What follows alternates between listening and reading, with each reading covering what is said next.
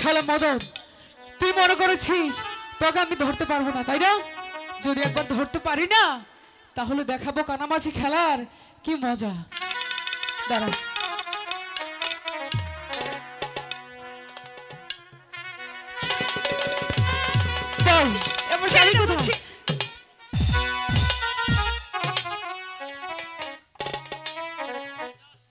যা শালা, কাকে খুঁজতে গিয়ে আর কাকে ধরে ফেলেছি।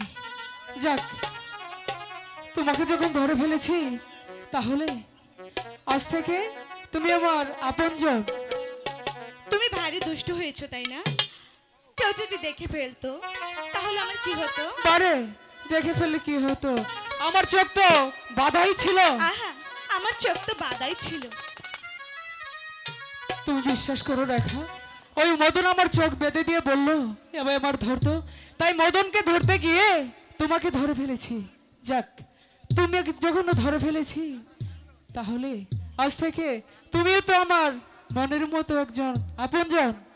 ইস, তোমার আপনজন হতে আমার বয়েই গেছে।